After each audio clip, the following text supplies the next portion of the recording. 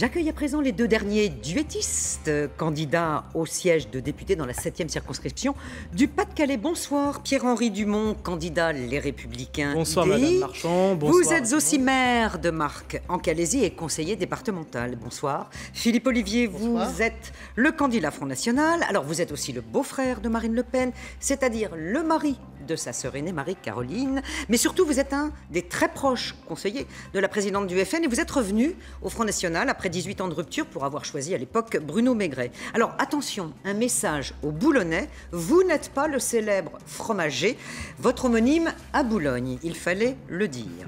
Alors, messieurs, comment présentez-vous aux citoyens électeurs votre vision du rôle de député? Comment comptez-vous jongler entre l'Assemblée à Paris si vous êtes élu et le local? Eh bien, écoutez, moi je crois que le rôle du député, c'est d'abord de voter la loi. Et j'observe qu'avec les directives européennes, finalement, les députés sont des députés somnambules. Ils ne votent plus les lois, ils ne les décident plus, ils ne font que transcrire les directives européennes. Il reste quand même encore 25% de lois assez peu finalement. Et donc, moi, je crois qu'un député doit avoir la liberté par rapport à l'Union européenne. Ça, c'est le premier point. Le deuxième point, c'est que je crois qu'un député doit être le défenseur de l'exception locale lorsqu'il vote la loi. Je vais prendre un exemple, on en a parlé ce matin, c'est la loi littorale qui a été votée et qui n'a pas vu défendre l'exception que constituent les chalets de la plage de Calais. Moi, j'aurais aimé que le député de l'époque défende les chalets. Okay. Troisième point. Vous êtes long. Troisième point, je vais essayer de terminer. Je pense que, si vous voulez, le député est aussi le défenseur de son territoire au jour le jour. Et je vais prendre un exemple. Moi, je suis partisan du patriotisme économique. Nous avons un grand projet d'aménagement du port de Calais. Faites plus court, s'il vous plaît, c'est trop long. Du port de Calais. Et ce projet d'aménagement voit des contrats publics énormes. Eh bien, moi, je me battrai pour que les contrats publics aillent aux entreprises locales. Et je fais tout à fait référence à un contrat de 40 millions qui va aller bientôt à une entreprise suédoise. Alors, la question portait, Pierre-Henri Dumont, sur comment vous allez vous organiser entre le national et le local. Là, vous avez largement anticipé sur le fond.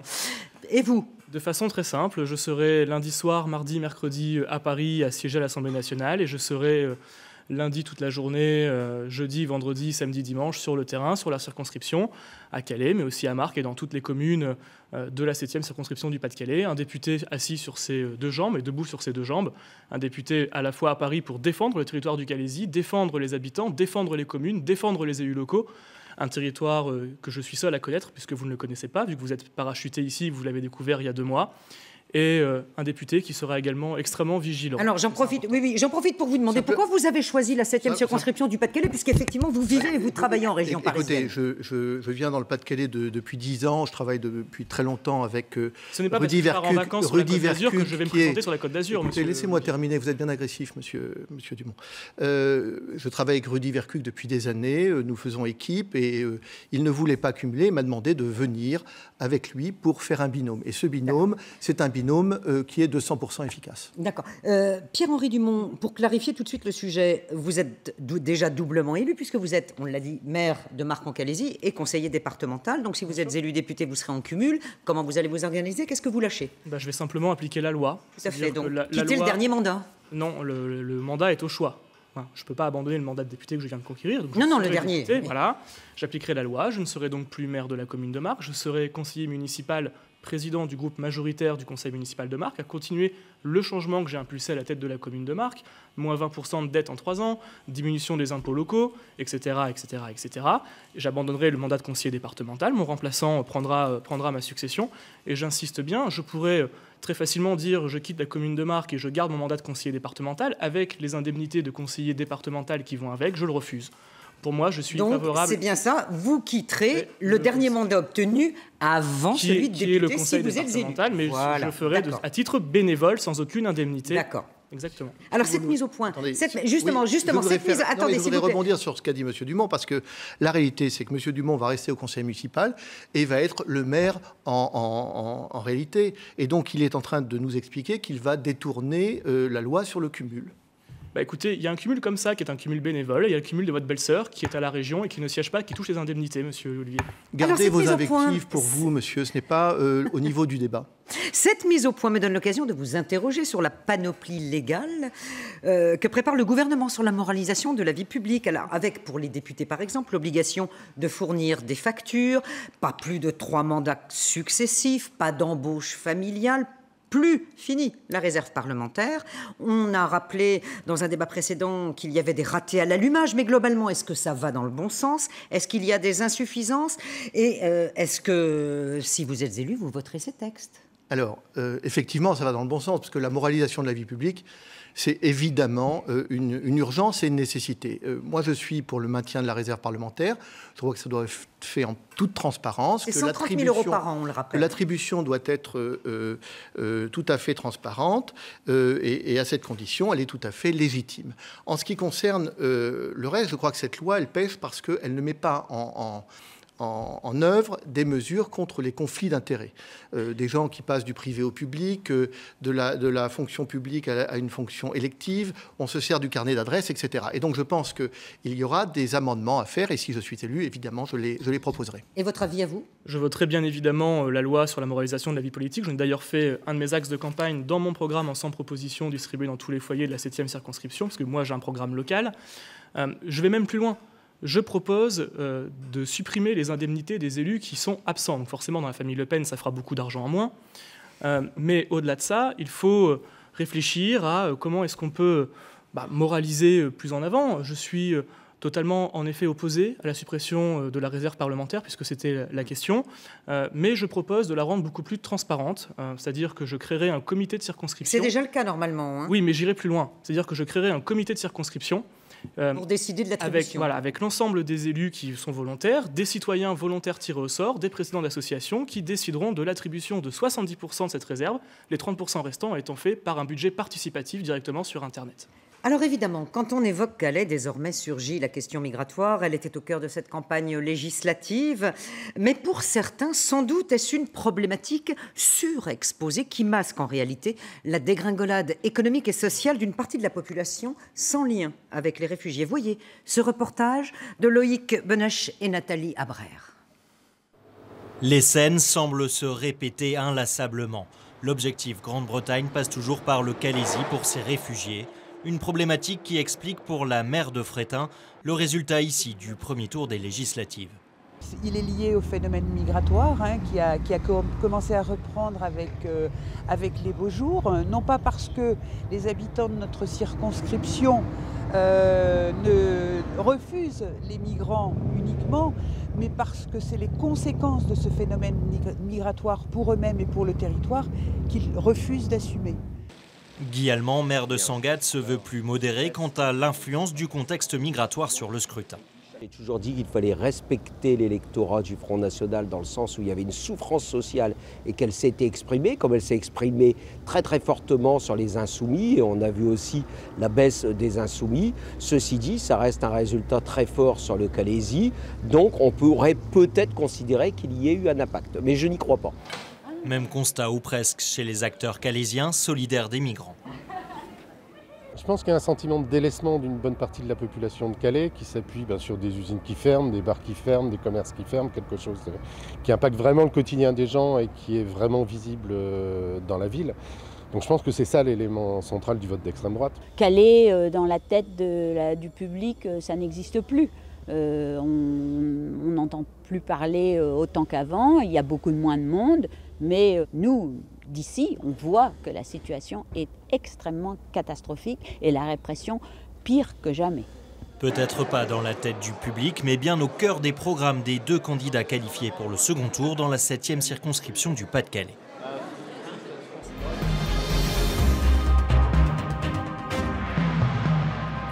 Philippe Ollivier, vous avez dit, je vous cite, vouloir mettre fin au scandale des migrants. Alors, est-ce que vous considérez ces hommes, femmes et enfants comme des coupables? Et ne trouvez-vous pas qu'ils servent un peu trop facilement de bouc émissaire? Alors pas du tout. Moi j'ai toujours dit que je ne mettais pas en cause les migrants. Les migrants sont les victimes d'une espèce de logique à la fois perverse et même criminelle qui les pousse à venir ici alors que nous n'avons plus rien à leur donner. Moi, je crois que la plaisanterie a assez duré. On a connu Sangatte, on a connu la jungle, on a connu Grande-Synthe, on connaît maintenant un nouvel épisode. Il faut mettre fin à l'inertie des pouvoirs publics. Et moi, je mets en cause, non pas les pouvoirs publics en tant qu'autorité administrative, mais les pouvoirs publics en tant qu'autorité politique. Il faut prendre des décisions. La première des décisions, c'est évidemment de remettre des frontières aux frontières françaises pour pouvoir les contrôler. Oui, mais on a en fait une logique qui est un peu perverse, puisqu'on a d'un côté les accords du Touquet qui ferment la frontière britannique, et de l'autre côté Schengen qui laisse entrer les migrants en France. Moi, je crois, à l'inverse de mon concurrent, qu'il faut replacer des frontières qui sont non pas un mur, mais un filtre pour contrôler les entrées en France des migrants. À vous, le concurrent visé. Le concurrent visé. Non, on l'a déjà dit ce matin, Monsieur Olivier, mais la fermeture des frontières... Alors ce matin, ces deux messieurs étaient déjà en débat auprès de Nord Littoral. Exactement. La fermeture des frontières, telle que le propose votre belle-sœur, c'est 115 milliards d'euros par an, c'est-à-dire le budget de l'éducation nationale. C'est irréalisable et ça ne fonctionnera pas. Nous, on a mis en place ce qu'on a appelé, on désire mettre en place une tolérance zéro migrant. Tolérance zéro migrant qui passe par changer des lois. Ce programme a été fait avec des responsables de syndicaux des policiers, des magistrats, des associations et surtout des élus locaux qui massivement soutiennent ma candidature. Donc on change les lois, on rend délictuelle la présence illégale sur le territoire de migrants sans papier, premièrement. Deuxièmement, on permet de prendre les empreintes des migrants, les empreintes dentaires, les empreintes de cartouches, afin de faire le tri entre les migrants qui sont des migrants économiques, d'une part, des migrants qui sont des migrants politiques et qui peuvent avoir accès à l'asile politique, et c'est l'orgueil de la France de pouvoir leur donner l'asile politique, mais également entre les mineurs et les majeurs, parce qu'on n'arrive pas aujourd'hui à faire le distinguo entre les deux. Et donc, les migrants qui sont majeurs économiques doivent être expulsés, on doit appliquer la loi, on doit appliquer Dublin III, par exemple, qui aujourd'hui n'est pas appliqué, et on doit également mettre à l'abri les migrants mineurs des réseaux de passeurs, etc. Juste un mot, pour faire ce que vous voulez faire, il faut être dans la majorité et pas dans l'opposition. Vous serez vous dans l'opposition. Attendez. Vous, on ne le sait pas encore. Alors moi, de façon extrêmement simple, je serai dans une opposition dite constructive. C'est-à-dire que je ne voterai pas certains textes qui seront imprécis ou qui mériteront certains éclaircissements. Pour l'instant, en l'état actuel, je ne pourrai pas voter en faveur de la hausse de la CSG, puisqu'il y a des graves doutes sur la question... Je me permets de continuer, Monsieur Olivier, sur la question des retraités. Quand on perd, je vous ai pas coupé, Monsieur Olivier. Allez-y, perdez pas de temps. Et donc, je vous détendez-vous, Monsieur. Détendu, Monsieur Olivier. Ne perdez pas de temps. Et donc, au-delà de ça, aujourd'hui, il faut une compensation pour les retraités, comme il peut exister des compensations pour les salariés. Mais l'opposition constructive dit également pouvoir faire des amendements et pouvoir déposer des propositions de loi, puisque si je suis élu, je serai dans le principal groupe d'opposition, et donc nous aurons une fenêtre parlementaire extrêmement importante, puisque nous pourrons déposer des propositions de loi, et j'estime pouvoir faire avancer le sujet. Philippe Olivier, si vous êtes élu, vous ne serez pas dans le principal groupe d'opposition, probablement. Il suffit d'avoir une voix assez forte pour se faire entendre. Moi, je voudrais revenir sur la question des migrants et mettre en lumière les contradictions de M. Dumont. M. Dumont nous dit qu'il est pour la politique zéro migrant, et il nous dit dans sa proposition 25 qu'il est pour un quota supplémentaire de migrants. C'est par ailleurs quelqu'un qui, comme il est soumis aux directives européennes, il acceptera les quotas de migrants qui sont donnés par Mme Merkel. Par ailleurs, monsieur, vous êtes un européiste convaincu, vous avez même mis des totems européistes à l'entrée de votre ville. Donc on n'imagine absolument pas que vous irez à l'inverse de ce que veut Mme Merkel. Et troisième point, vous êtes évidemment contre les frontières, je l'ai dit. Et à partir du moment où vous êtes contre les frontières, c'est absolument faux, Monsieur Olivier. Vous ne résoudrez juste que pas votre le problème proposition est irréalisable financièrement, c'est tout. Mais écoutez, ça c'est une vision de petit comptable. Mais non, c'est 115 milliards, c'est le budget de l'éducation nationale. La France a eu des frontières. Vous allez fermer toutes les écoles de France. Vous ne voulez jamais poser de problème. Monsieur Olivier, vous voulez fermer toutes les écoles de France pour mettre des gardes-frontières. C'est pas ça l'objectif de la France. Non, c'est ça la réalité. La réalité, c'est que votre budget de fermeture des frontières, je termine, votre budget de la fermeture des frontières est égal au budget total de l'éducation nationale en France. Voilà. Simplement, moi, je voudrais juste sur l'Union européenne. Sans contrôler les frontières, sans l'Union européenne, Monsieur Olivier, sans l'Union européenne, derrière le problème des migrants à Calais et dans le Calaisie, il existe d'autres choses. Il existe, par exemple, le FSE, qui est financé par l'Union européenne. Allez dire au CCAS, Allez dire aux CCS de toutes les communes, de tous les maires, que vous n'avez même pas eu la décence d'aller rencontrer quand vous êtes parachuté ici. Allez leur dire que vous allez leur couper le FSE en quittant l'Union européenne. Je ne sais pas qui est parachuté, mais je sais qui est largué, moi, aux élections, monsieur, au premier tour. Vous avez été largué sur Calais, monsieur. Il y a 2 points d'écart. Alors, ça vous permet pas d'avoir allez dire, prétention. Monsieur Olivier, laissez-moi parler. S'il vous plaît, pas en même temps, on ne vous entend pas. Allez dire aux maires qu'ils n'auront plus le FSE au niveau de leur CCS. Allez dire à Calais Port 2015 qu'il y a 15% d'argent européen dessus, que le port ne pourra plus se faire. Allez dire au maire de Marc sur la rénovation de son centre-ville qu'aujourd'hui il n'aura pas 1 million d'euros que l'Europe lui donnera. Allez leur dire ça. On va laisser parler votre adversaire sur une autre question. Monsieur Dumont, l'argent européen n'est pas l'argent de la direction de Bruxelles, c'est l'argent français. Le Nord-Pas-de-Calais et si nous gérions nous-mêmes cet argent, nous aurions un tiers de plus à dépenser. Le Nord-Pas-de-Calais est bénéficiaire à renégocier tout ça. Le Nord-Pas-de-Calais est bénéficiaire net des aides européennes, monsieur Olivier. Évoquons un autre sujet pour terminer. Dans cette circonscription, il y a d'autres problèmes que la question migratoire. Par exemple, tous ceux qui vivent hors de la ville de Calais se posent les problèmes que se posent les gens qui habitent en terre rurale, niveau et conditions de vie, et de travail des agriculteurs ou encore services publics en berne. Comment le futur député, que vous serez l'un ou l'autre, aidera-t-il à lutter contre la désertification ? Bien, moi, je crois que d'abord, il faut prendre un principe qui est un principe assez simple, selon lequel il doit y avoir autant de subventions pour les zones rurales que pour les zones urbaines. Car aujourd'hui, on constate que les zones rurales sont très largement oubliées dans la répartition des subventions. Je crois également qu'il faut revoir un certain nombre de choses, par exemple le haut débit, par exemple l'installation d'activités pérennes et l'aide aux agriculteurs, cette aide qui manque cruellement. Pierre-Henri Dumont. Cette aide aux agriculteurs, c'est-à-dire la PAC, que vous voulez arrêter puisque l'Union voulait sortir de l'Union européenne. Fermez la parenthèse. Un tiers d'argent en plus à chaque agriculteur. Alors, donc, allez dire aux agriculteurs que vous voulez fermer la PAC. Enfin, non, je veux faire la PAF, monsieur. On va dire agricole française. Les choses de notre façon, monsieur Olivier. Moi, je connais la ruralité parce que je suis élu du canton rural de la circonscription, étant élu du canton de Marc-Audry-Coix-Plage. Vous avez dit plusieurs fois que vous êtes contre le piégeage mécanique des rats musqués. Je suis pour le piégeage mécanique. Vous êtes pour le piégeage mécanique. Voilà. Ce qui veut dire que vous allez au final détruire les berges, et quand un bus rempli d'enfants s'écroulera... Non, parce qu'avant on piégeait chimiquement, monsieur Olivier. Moi, je veux le retour du piégeage chimique. Attention, il vous reste 1 minute. Parce qu'aujourd'hui, c'est une vraie catastrophe pour nos agriculteurs et pour tous ceux qui empruntent nos routes de campagne. Je suis également, en termes de désertification médicale, en faveur d'imposer la première installation dans la région d'obtention du premier concours de première année pour les jeunes médecins. C'est-à-dire que, comme on le fait par rapport aux carences, il faut que les jeunes médecins qui ont leur concours à Lille puissent s'installer dans la région Nord-Pas-de-Calais afin de contribuer à résorber le déficit de médecins dans notre région. Quelques secondes de réponse avant de passer à votre conclusion à tous les deux. Oui, simplement sur la désertification, moi je crois qu'il faut mettre fin au numerus clausus, qui est absolument absurde. 12 ans pour faire des effets. Oui, d'accord, mais si monsieur... Ne lancez pas le débat, il ne vous reste plus qu'une minute, vous n'avez pas de conclusion. Nous aurions résolu le problème aujourd'hui. Alors, conclusion, Pierre-Henri Dumont, on commence par vous. Vous avez 30 secondes pour dire pourquoi il faut vous élire dimanche. Bien, écoutez, dimanche, le choix est clair, le choix est simple. D'un côté, vous avez un candidat parachuté, qui ne connaît rien aux problématiques du Calaisis, un candidat venu d'ailleurs et qui d'ailleurs y repartira. Au contraire, je suis un élu jeune et engagé qui connaît les problèmes des habitants, tout simplement parce que je les vis au quotidien, tous les jours, à côté des habitants, avec le soutien de l'ensemble des élus locaux. Je connais vos problèmes, j'ai l'énergie, les convictions, la détermination pour faire avancer le territoire, pour vous rendre fiers d'habiter Calais, le Calaisis et ensemble de la ruralité.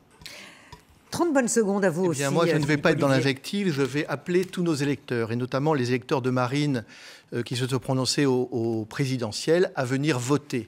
Bien souvent, les gens se plaignent de ne pas pouvoir changer les choses. Eh bien, moi, je crois que pour une fois, ils ont la possibilité dans notre circonscription de changer réellement les choses, de battre le candidat du système, le candidat qui va proposer la déréglementation du droit du travail, qui va proposer des quotas de migrants supplémentaires, qui va proposer évidemment une politique sociale extrêmement dure. Donc je vous propose, moi, c'est d'aller terminé. voter pour changer les choses. Voilà, merci messieurs. Et on se quitte après ces 3 débats qui, on l'espère, vous auront tout de même un peu éclairé sur les enjeux du second tour des législatives dans ces 3 secteurs, vous l'avez compris, très particuliers. La prochaine émission spéciale législative sera bien sûr notre grande soirée électorale dimanche à partir de 19h. Voilà, suivez-nous, bien sûr, y compris sur les réseaux sociaux. À dimanche pour la grande soirée électorale. Merci. Bonsoir.